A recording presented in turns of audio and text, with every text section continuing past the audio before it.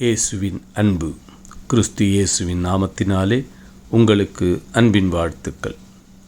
சங்கீதம் 121 அதிகாரம் 5 சொல்லுகிறது, கர்த்தர் உன்னை காக்கிறவர், கர்த்தர் உன் வலது பக்கத்திலே உனக்கு நிழலாயிருக்கிறார்.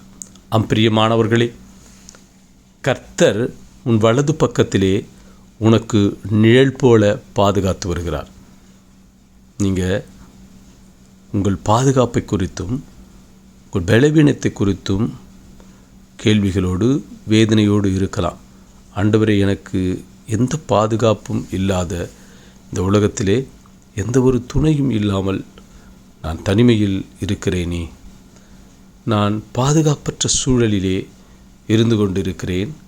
நான் உமக்கு பிரியமாதான ஆண்டவரே இருக்கேன், உன் சித்தத்தின்படி வாழ்ந்து வருகிறேனே என்று கேள்விகள் உனக்கு இருக்கலாம்.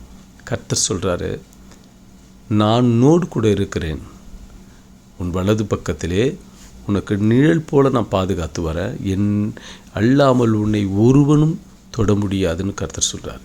உனக்கு வரும் அம்புக்கும் எல்லா ஆபத்திற்கும் விபத்திற்கும் நான் உன்னை விலைக்கு வேலியடைத்து பாதுகாத்து கொள்கிறேன். ஏனென்றால் நான் உன் நிழல் போல உன்னை பாதுகாத்து உனக்கு இடையூறு ஏற்படாதபடி, உன் பாதம் கல்லில் இடராதபடிக்கு பாதுகாத்து வருகிறேன். நான் உன் தலையை உயர்த்துவேன் சொல்கிறார்.